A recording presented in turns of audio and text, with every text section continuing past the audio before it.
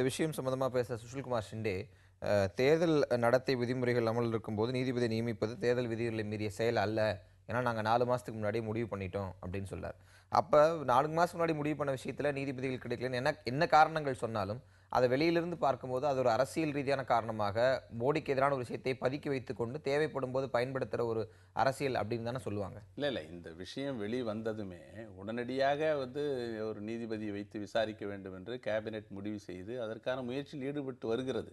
உரிய நீதிபதிகள் கிடைக்கும் போது அது நியமிக்கப்படுவார்கள். அது மே 16க்குள் நியமிக்கப்படுவார்கள் என்று சொல்கிறோம். பொதுவாக அந்த குறிப்பிட்ட அந்த மாதிரி என்கிற பெண் விமானத்தில் மும்பை பெங்களூர்லேருந்து போகிறார். கொஞ்சம் இருங்க. போகும்போது உடனே சாதாரண உடையில் உளவுத்துறை அதிகாரிகள் உடன் போயிருக்காங்க. அவர் ஹோட்டலில் தங்கும்போது அவரை பார்த்துருக்காங்க. இப்படி நான் கேட்குறேன்.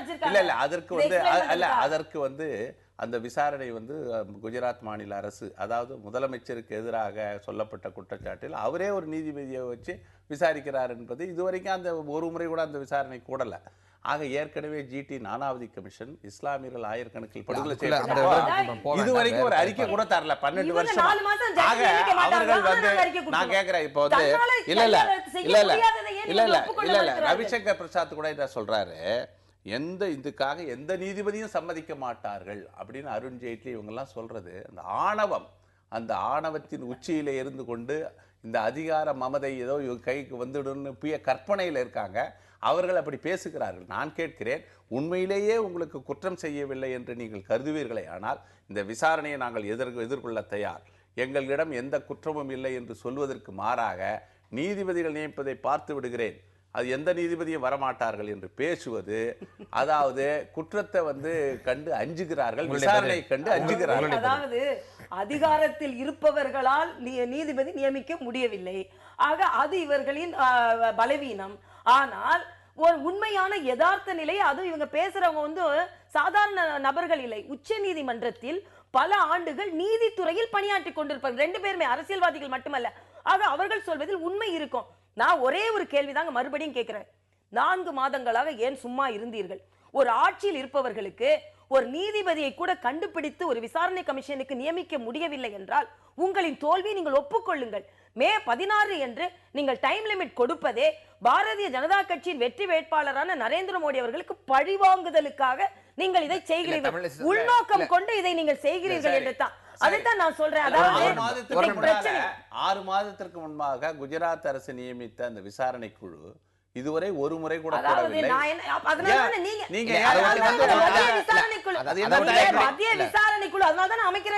என்னுடைய கேள்வி இருக்கு. இப்ப ரவிசங்கர் பிரசாத் சொல்றதை வேற மாதிரி பார்க்கலாம்னு நினைக்கிறேன்.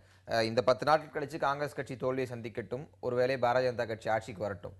ஆட்சிக்கு வந்தால் கூட இது குறித்த நீதிபதிகளை சம்பந்தப்பட்ட அந்த விசாரணை அமைப்போம், நரேந்திர மோடி குற்றமற்றவர் நிரூபிப்போம்னு பாரதிய ஜனதா தரப்பில் ஏன் சொல்லவில்லைன்னு கோபண்ணா மட்டுமில்ல எதிர் தரப்பில் அனைவரும் கேட்கிறாங்க. அந்த கேள்வியில ஒரு நியாயம் இருப்பதா தெரியல. இல்ல அதாவது நான் என்ன கேட்கிறேன்னா, நீங்கள் ஒரு காழ்ப்புணர்ச்சியோடு ஒரு பழிவாங்கும் உணர்ச்சியோடு ஒரு விஷயத்தை நீங்கள் எடுத்துக்கொண்டீர்கள் என்றால் அதற்கு நான் கேட்கிறேன், காங்கிரஸ் கட்சி மீது எல்லா நிலக்கரி ஊழலாக இருக்கட்டும், வதேரா மேல உள்ள பிரச்சனையாக இருக்கட்டும், உடனே அவர்கள் நாங்கள் விசாரணைக்கு ஒத்துக்கொள்வோம் என்று சொல்ல உள்நோக்கோடு ஒரு எதிர்க்கட்சி சொல்லும் பொழுது அதற்கு நாங்கள் ஏன் அடிபணிய வேண்டும் என்று நான் கேட்கிறேன். இது உள்நோக்கத்தோடு செய்யப்படும் விவகாரம். நான் கேட்டேன், எல்லா முதலமைச்சர்கள் மீதும் உள்ள பிரச்சனைகளுக்கு நீங்க விசாரணை மேற்கு வங்கத்துல ஒரு சாரதா நிதி நிறுவனத்தின் நிதி பங்கு பல மடங்கு உயர்ந்திருக்கிறது, அதை பாக்குறாங்க. அப்ப நான் எங்களோட ஒரே குற்றச்சாட்டு, இவர்களின் நோக்கம் இந்த நாட்டில் உள்ள பிரச்சனைகளை தீர்ப்பது இல்லை, நரேந்திர மோடிகளை அவர்களை பின்தொடர்ந்து அவர்களை பழிவாங்கும் முயற்சிகள் இருப்பதனால தான் மண்டன் சொல்றேன். அப்பாவி பெண் மீது இவர்கள் எவ்வளவு அக்கறை கொண்டிருக்கிறார்கள் என்பது நான் திருப்பி அதைத்தான் சொல்றேன். உள்நோக்கம் கொண்டு இவர்கள் எடுக்கும் அரசியல் நடவடிக்கைக்கு எங்களால் உடன்பட முடியாது என்பதை நான் மிக தெளிவாக உள்நோக்கத்தோடு எடுக்கப்பட்ட அரசியல் நடவடிக்கைக்கு உடன்பட வேண்டும் என்கிற வாதத்தை ஒருபுறம் வைத்திடலாம். உள்நோக்கத்தோடு கற்பிக்கப்பட்டாலும் ஏதோ ஒரு களங்கம் கற்பிக்கப்படும் போது அதில் நாங்கள் களங்கமற்றவர்கள் நிரூபிக்க வேண்டியது நரேந்திர மோடியோட கடமைதானே. விசாரணை கமிஷனுக்கு எதிர்ப்பு சொல்லல, ஏன் இந்த நேரத்தில் செய்கிறார்கள் நான் கேட்கிறப்ப, விசாரணையில இவங்க துரிதப்படுத்துவதாக இருந்தால் ஒரு நீதிபதியை வச்சு விசாரணை பண்ணி 4 மாசத்துக்குள்ள தீர்ப்பு வந்திருக்கணுமா இல்லையா? தீர்ப்பு வந்தால் நரேந்திர மோடி, இதெல்லாம் நம்ம ஹேசியமா கேட்கறது எல்லாம், தீர்ப்பு வந்தால் நரேந்திர மோடி அவர்கள் மீது குற்றமற்றவர் என்று வந்துவிட்டால் இப்படி இந்த வழக்கை வழக்கை வைத்து அவரை பயமுறுத்தி கொண்டிருக்க முடியாது, இல்ல. மக்களை ஒரு மாற்று வழியில் ஏமாற்ற முடியாது என்ற ஒரே காரணத்திற்காக தாமதப்படுத்தினார்கள். ஏன் தாமதப்படுத்தினார்கள்? விசாரணைக்கு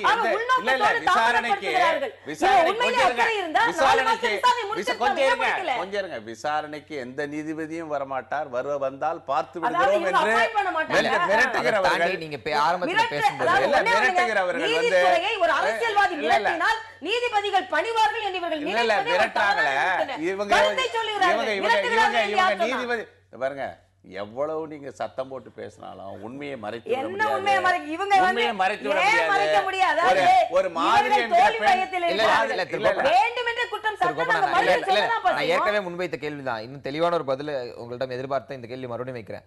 ஒரு பலம் வாய்ந்த மத்திய அரசு அனைத்து துறையிலும் தன் வசம் வைத்திருக்கக்கூடிய அரசால் ஒரு நீதிபதியை கண்டறிய முடியவில்லை. இல்ல இன்னும் ஆட்சிக்கே வராத ஒருவரை பார்த்து நீதிபதிகள் எல்லாம் பயப்படுறாங்கன்னு சொல்றது ஒரு சரியான பதில் சொல்ல வாய்ப்பு கொடுக்கலன்னா நான் பேச முடியாது.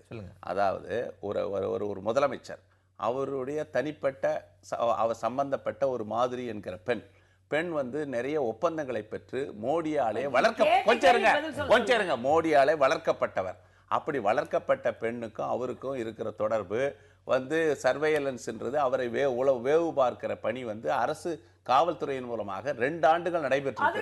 ஆக அவர்களோடு இருந்த அந்த அவர்களோட இருங்க, இது ஏன் அதாவது காவல்துறையினுடைய அந்த அமித்ஷா உள்துறை அமைச்சருக்கு இது ஒரு வேலை. அந்த உள்துறை அமைச்சராக இருந்தவருக்கு இந்த வேலை வழங்கப்பட்டு அவர் CL சிங்க மூலமாக தொடர்ந்து பண்ண இதை வந்து இதனுடைய டிரான்ஸ்கிரிப்ட்லாம் வெளியே வந்திருக்கு. இதெல்லாம் வந்து அச்சமடைகிற அந்த நரேந்திர மோடி இது போன்ற விஷயங்களை விசாரிப்பதற்கு பல நீதிபதிகள் நிம்மதியாக வாழ வேண்டும், கடைசி காலத்தில் ஓய்வு பெற்ற பிறகு அமைதியாக வாழ வேண்டும் விரும்புகிற எவருமே இது குறித்து விசாரிக்க கொஞ்சம் அச்சம் இருக்கு. ஆக இதை பற்றி விசாரிப்பதற்கு நீதிபதி ஒப்புதல் பெறப்பட்டால் உடனடியாக விசாரணை குழு அமைக்கப்படும். குற்றவாளியாக நீதிபதிகள் நியாயம் இல்லை என்பதற்காக ஏற்க மறுத்ததை நான் கேட்க, அரசாங்கத்தில் இருப்பவர்களுக்கு பயப்படுவார்களா, அரசாங்கத்தில் இல்லாதவர்களுக்கு பயப்படுவாங்களா? அரசாங்கத்தில் இருப்பவர்களை நீங்கள் கட்டுப்படுத்தி ஒரு நீதிபதியை உங்களால் நியமிக்க முடியவில்லை என்பதை கையாலாகத்தானே இது உங்களுக்கு தேவையில்லை. என்னென்றால் 4 மாதத்திற்குள் விசாரணை முடித்திருந்தால் நரேந்திர மோடி அவர்கள் நிரபராதி என்று நிரூபித்திருக்கோம். அதைத்தான் அந்த மாதிரி என்கிற பெண் மாதிரி என்கிற அப்பாவி பெண்ணை மாதிரி என்கிற அப்பாவி என்கவுண்டர் மூலமாக அந்த மாதிரியான கற்பனையான விஷயங்களுக்கு அந்த மாதிரியான கற்பனையான விஷயங்களுக்கு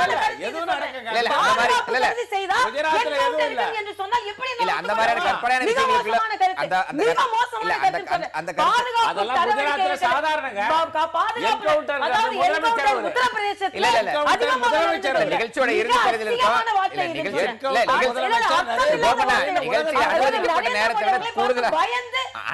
அனுமதிக்கப்பட்ட நேரத்தை விட கூடுதல் நேரம் போயிட்டு இருக்கோம். நிகழ்ச்சியை நம்ம நிறைவு செய்யலாம். மீண்டும் ஒரு நிகழ்ச்சியில் கலந்து கொண்டு